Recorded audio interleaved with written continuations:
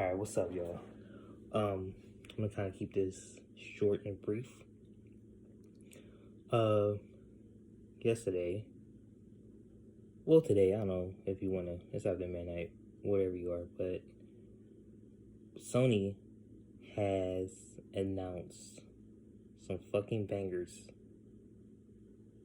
for PS4 and PS5, and Insomniac are fucking insane. Spider-Man 2, Wolverine, Lucasfilms has, and I forgot the other studio, they do like remasters and stuff like that. Knights of the Old Republic remake, something me as a Star Wars fan and many other Star Wars fans and fans of this game have been wanting for years, and they have delivered. And that's not even, I don't even need to mention God of War Ragnarok. Like, that shit looks fucking insane. Atreus is like older now, you know. It's just wow. And a lot of people were upset that Marvel has been, really playing field with Sony and Insomniac with these superhero games. And honestly, I feel like Microsoft and Xbox, they need to really work with DC and Warner Brothers to get some banging ass superhero movies. And even Dark Horse, like, I tweeted it before. I said a Hellboy game, a Static Shock game, a Justice League game would be dope as fuck. You know, somewhere along the lines where Avengers couldn't do and couldn't add up. And hell, a fucking Teenage Mutant Ninja Turtles game. Like a Teenage Mutant Ninja Turtle game. First off, who doesn't love Teenage Mutant Ninja Turtles? Like, if you grew up in the 80s and 90s, that Teenage Mutant Ninja Turtles were like the thing. That was like the thing, like the gear, like the movies, the art. You remember like the old arcade games and stuff like that. If they would have make a TMNT game where it plays as the Batman Arkham Knight games and stuff like that, that will be a great selling point for Microsoft. Going back to I'm sorry, I lost my train of thought. Going back to the Hellboy and Static Shock games, and hell, even a Batman Beyond standalone game is something that Xbox and Microsoft should consider as far as like getting these superhero games, because they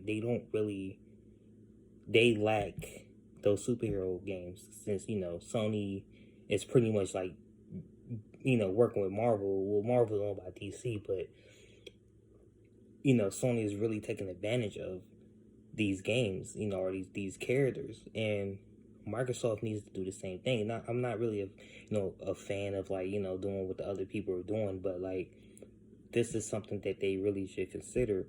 And I could be wrong. I'm not sure if he's Marvel or DC, or Dark Horse. I think he's like independent.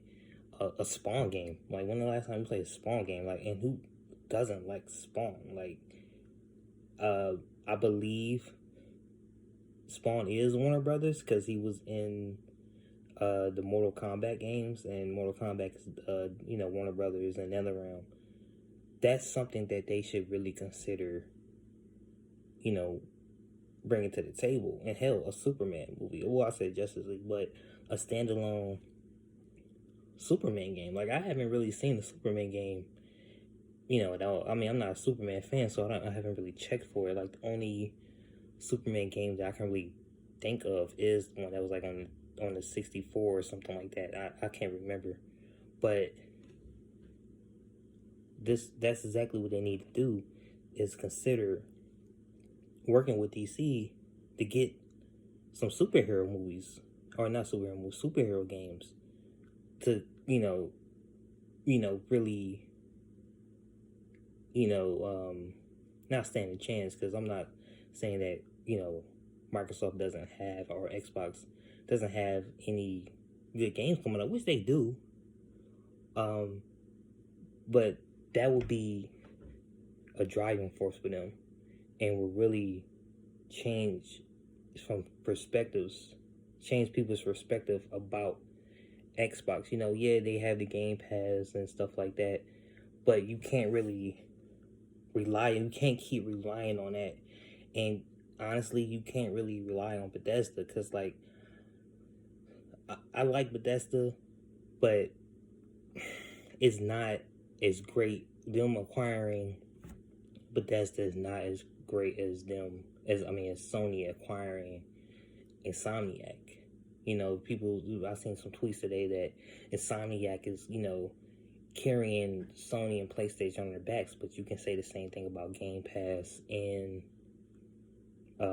Bethesda, But so far, the showcase, I give it like a 7 out of 10. I would really wanted to see a little bit more gameplay, as far as like, the Spider-Man 2.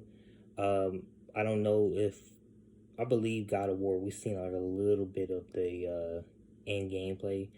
Wolverine just, it just came out of nowhere. I wasn't expecting that.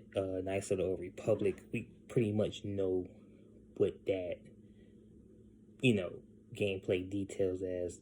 Any game mechanics. Well, I guess you can say the same thing about Wolverine. We kind of have an expectation of what it's going to be like, as far as game mechanics. It's probably going to be the same game mechanics as Spider-Man, since, it's made by the same company. So it could be different. We don't know. So, yeah, it's looking really, really good for PlayStation right now. And I'm impressed. I'm really impressed. Despite, the gameplay things and stuff like that. But yeah, those. I'm sorry, I lost track. I'm a little hungry, so excuse me. But yeah, going back to Xbox, like, they really need to like dig into their pockets and say, Warner Brothers, hey, what's up? What's going on? DC, what's popping? Let's talk business. Like, looking at it from a standpoint, I really don't think that Bethesda was a good move, as far as like, having those exclusive titles, because Starfield is coming out. We don't know what Starfield's about, other than that it's Skyrim and or Elder Scrolls in space. So I don't want to be excited about it, because I love Elder Scrolls. But again, I'm kind of like looking at like, okay, it might be good. The bangers that I'm looking at is Scorn, Redfall, and Stalker 2. Those are the games that I look forward to playing on Xbox.